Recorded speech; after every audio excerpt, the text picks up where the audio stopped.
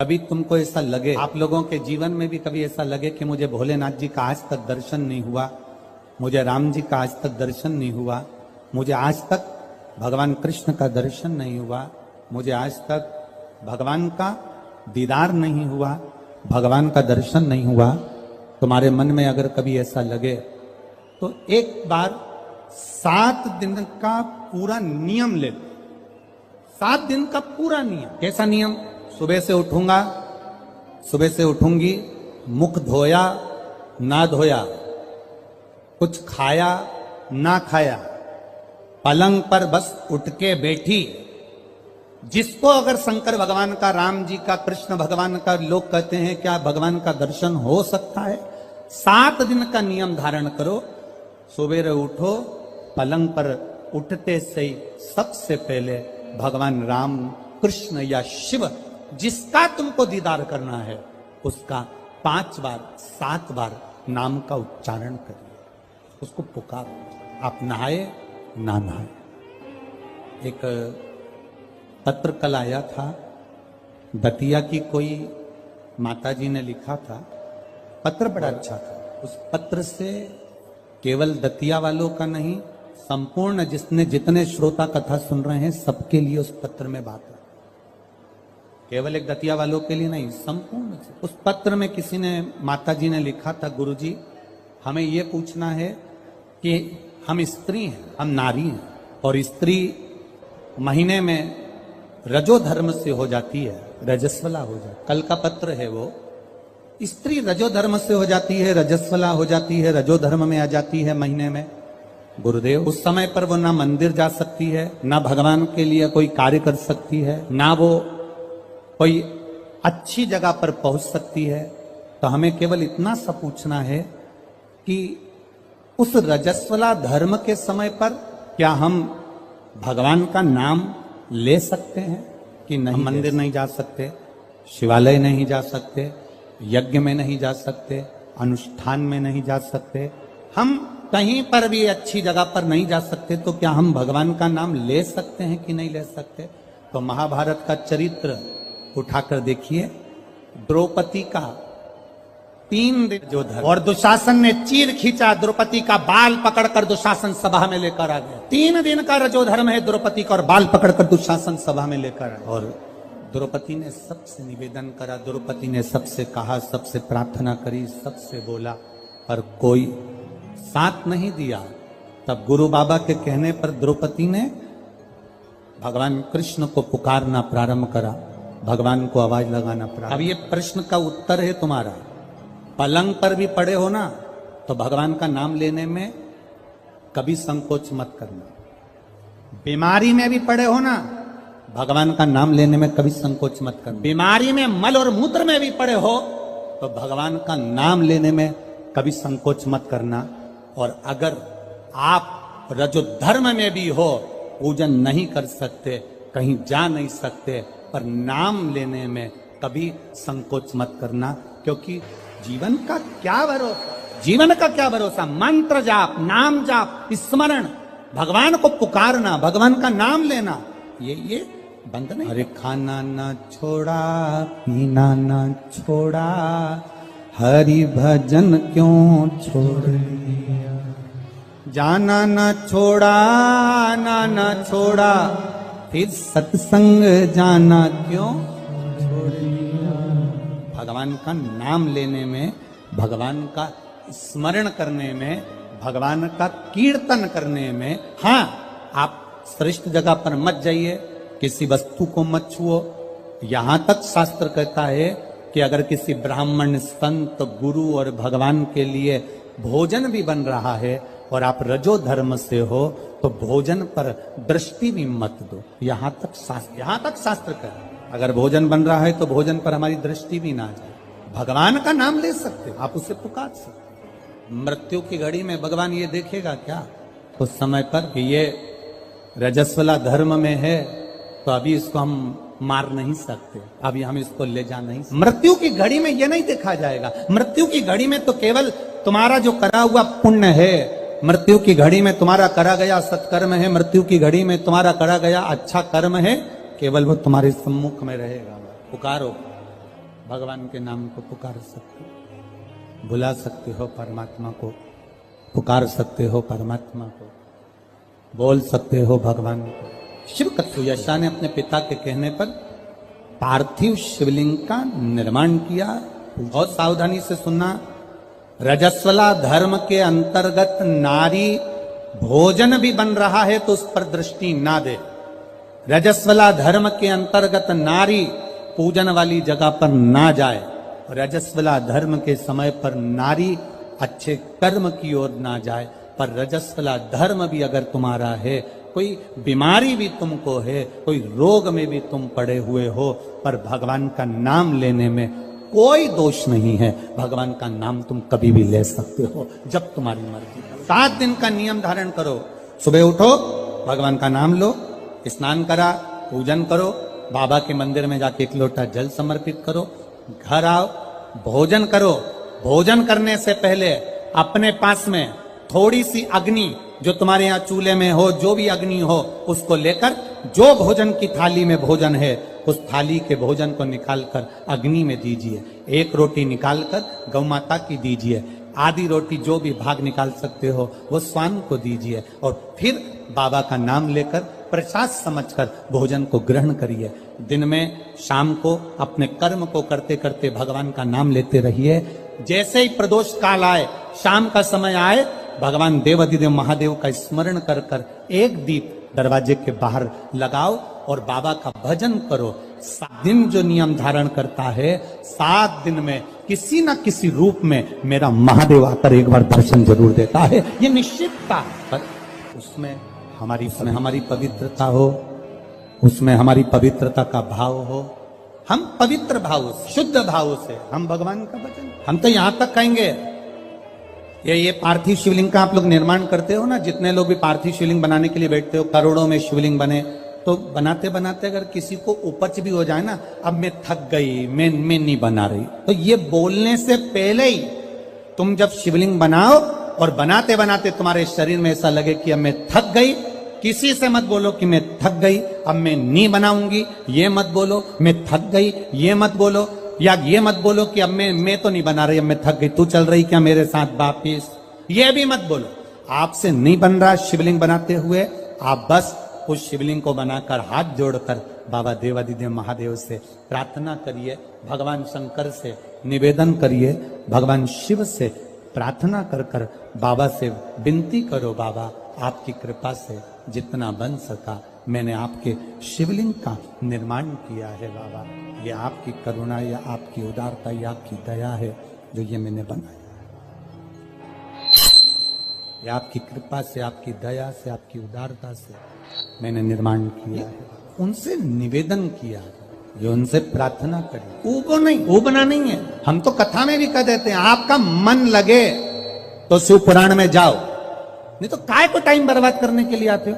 मन लग नहीं रहा, रत्ती भर भी, और पूरी डेंटिंग पेंटिंग करके आई, 2 घंटे तक लाइन खींची, डब्बा भरा, 1 दिन पहले उसके पास भी गई, धागा वाली के यहाँ पहुंची। क्यों आए? कौन ने कहा तुमको कि कथा में जाना जरूरी है? कोई तुमको कहा कि भीड़ बढ़ाने जाओ? तुम्हारा मन लगे तो शिव महापुराण की कथा में आकर बैठो, नहीं लगे तो कथा में भी मत जाओ, अपने घर में मूंगफली सेको और 3 टाइम खाओ, समय बर्बाद करने मत जाओ। मन लगे, शिव कथा कर रही है, मन लगे तो महादेव के मंदिर में जाके 1 लोटा जल चढ़ाना। मन नहीं लगे ना, जबरदस्ती मत जाना कि मैं तो बाबा सियोर वाला महाराज ने कहा है तो जाना तो पड़ेगा, ना ना ना, बिल्कुल मत जा, बिल्कुल मत जा। मन करे वो करते हो ना, दिल तुझको दिया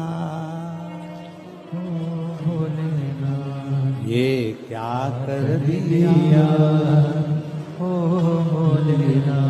अपना मन, अपना दिल, अपना हृदय परमात्मा। और जिस दिन तुम परमात्मा को पहचानोगे उस दिन परमात्मा तुम्हारा और तुम। यहाँ इतनी ये हतिया की माताएं हैं, बहुत चतुर हैं, इधर साइड की माताएं बहुत चतुर। इधर की माताएं इतनी चतुर होती हैं कि शादी विवाह में अगर गणेश जी नहीं मिलते हैं तो ये गोबर का और मिट्टी का गणेश बनाकर मटकी पे रखकर पूजन कर देती हैं, और मिट्टी का भी गणेश नहीं मिलता, गोबर का भी गणेश नहीं मिलता। तो यहां की माता इतनी विद्वान है कि गुड़ की ढेली को तोड़कर आधी ढेली का गणेश जी बना देती और आधी ढेली का भोग लगा देती। और गणेश सरकार सही है, यहां की माता इतनी विद्वान है कि गुड़ की ढेली को, आधी ढेली को फोड़कर गणेश जी बना देगी, और आधी को हमारे यहाँ महाराष्ट्र में भी कहते हैं महाराज, गुलाचा गणपति और गुलाचा मेवा, मतलब गुड़ का ही गणपति और गुड़ का ही नैवेद्य भगवान को भोग। दतिया की माताएं भी इतनी विद्वान है, जब गणेश जी नहीं मिलते, गोबर नहीं मिला, मिट्टी नहीं मिली, शादी के समय पर तुरंत घर की जो बुजुर्ग माँ होती है वो कह देती है गुड़ की खोड़ी रखिए ना, आधा टुकड़ा तोड़ मटकी पे रख दे, गणेश जी हो गए। भोग लगाने के लिए कुछ भी नहीं है ना, जो आधा गुड़ का टुकड़ा है ना उसी को भोग लगा दो। क्यों? गुलाचा गणपति और गुलाचा नैवेद्य, भगवान गणेश भी यही है और भोग भी उनका यही। ये हमको बूढ़ी माता पहचान गई कि गुड़ की ढेली में गणपति है, और पूरे शादी में वो गुड़ का गणेश पुजाता रहा, पुजाता रहा, पुजाता रहा, और गणेश जी भी आशीर्वाद देते रहे, क्योंकि वो बूढ़ी माँ ने पहचान लिया कि मैं गुड़ की ढेली में भी हूं। जिस दिन हम पहचान गए कि ये जितने आए हैं और जितने भगवान के भजन करने वाले हैं, संसार में रहने वाला जलचर, थलचर, वायुचर, जितने जीव हैं, जिस दिन हम पहचान गए कि इनके अंदर भगवान है और सब में परमात्मा समाया है, उस दिन मेरे शंकर को मिलने में देरी नहीं लगेगी, वो मिल जाए। गुलाचा गणपति और गुलाचा आधा, ये हम समझ नहीं पा रहे हैं भगवान, हम परमात्मा को जान नहीं पा रहे। सुयशा ने भगवान शिव जी की आराधना करी, पार्थिव शिवलिंग का निर्माण करने के लिए बैठी, और जो निर्माण करा, मात्र 7 दिन निकले थे सुयशा को, देवादिदेव महादेव प्रकट हो गए। मांग सुयशा, क्या चाहिए तुझको? सुयशा कहती है मैं आपके चरणों की दासी बनना, मैं आपके चरणों की दासी बनना चाहती। भगवान कहते सुयशा, इतनी सुंदर बात देवादिदेव महादेव ने कही, इतनी सुंदर। सुयशा कह रही है मैं आपके चरणों की दासी बनना चाहती हूं, चरणों की दासी। देवादिदेव महादेव ने कहा सुन सुयशा, मेरी धर्म पत्नी पार्वती मेरे साथ में है, मैं दूसरी नारी को अपने करीब भी नहीं आने देता। हाँ सुयशा, तो मेरे स्वरूप का स्नान करा, पूजन करा, अर्चना कर, निवेदन कर, बेलपत्र चढ़ा, पुष्प चढ़ा, मैं तुझे फल दूंगा।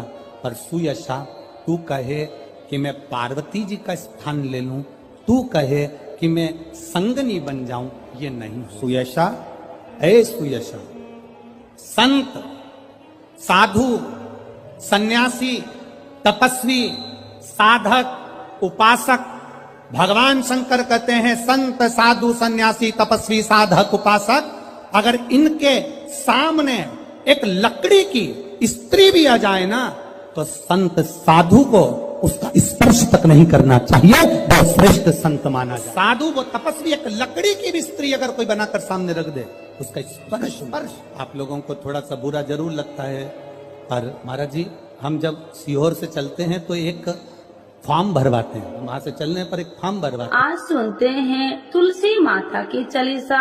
यह चालीसा सुनने से होती है हर रोगों से मुक्ति, मिलती है सुख समृद्धि का आशीर्वाद। तो एक बार बोलिए प्रेम से विष्णु भगवान की जय, तुलसी माता की जय, भगवती माता की जय। श्री तुलसी महारानी करो विनय सिरनाय, जो मम हो संकट विकट दीजे मात नसाय। नमो नमो तुलसी महारानी, महिमा अमित न जाए बखानी, दियो विष्णु तुमको सम्माना, जग में छायो सुयस महाना।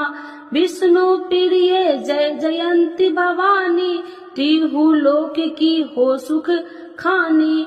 भगवत पूजा करे जो कोई, बिना तुम्हारे सफल न हो। जिन घर तब नहीं होए निवासा, उस पर करे विष्णु नहीं वासा। करे सदा जो तब नित सुमरन, ते ही के काज होए सब पूरन। कार्तिक मास महात्म्य तुम्हारा, जाको जानत सब संसारा। तब पूजन जो करे कुमारी, पावे सुंदर बर सुकुमारी। करे जो पूजा नित प्रति नारी, सुख संपत्ति से होए सुखारी। वृद्धा नारी करे जो पूजन, मिले भक्ति होबे पुलकित मन।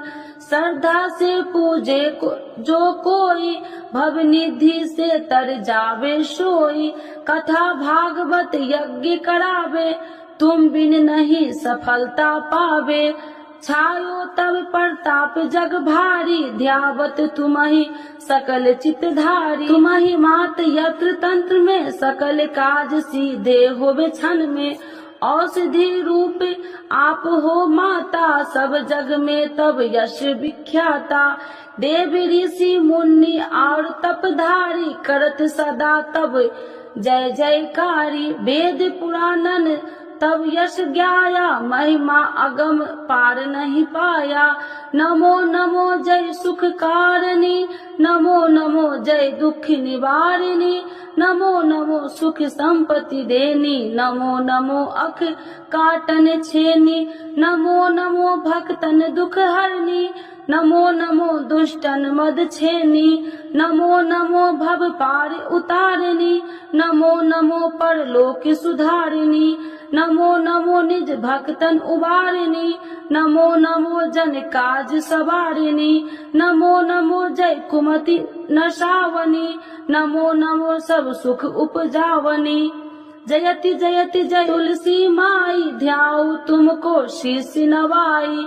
निर्जन जानी मोहि अपनाओ, बिगड़े काज आप बनाओ। करूँ विनय मैं मात तुम्हारी, पूरन आशा करूँ हमारी। शरण चरण कर जोड़ी मनाओ, निस दिन तेरे ही गुण गाऊं। करहु मात यश अब मो पर दाया, निर्मल होए सकल मम काया। मांगू मात या वर दीजे, सकल मनोरथ पूरन कीजे। जानू नहीं कुछ नेम उचारा, क्षमहु मात अपराध हमारा। 12 मास करे जो पूजा, ताशम जग में और न दूजा। प्रथम ही गंगा जल मंगवावे, फिर सुंदर स्नान करावे। चंदन अक्षत पुष्प चढ़ावे, धूप दीप नैवेद्य लगावे। करे आचमन गंगा जल से, ध्यान करे हृदय निर्मल से। पाठ करे फिर 40 की, स्तुति करे मात तुलसी की। यह विधि पूजा करे हमेशा, ताके तन नहीं रहे कलेशा। करे मास कार्तिक का साधन, शोभे नित्य पवित्र सिद्ध होई जाई। है यह कथा महा सुखदाई, पढ़े सुने सो भव तर जाई। यह श्री तुलसी चालीसा, पाठ करे जो कोई। गोविंद सो फल पावही, जो मन इच्छा होई। तो एक बार बोलिए प्रेम श्री विष्णु भगवान की जय, तुलसी माता की जय, भगवती माता की जय, सर्व देवी देवताओं की जय।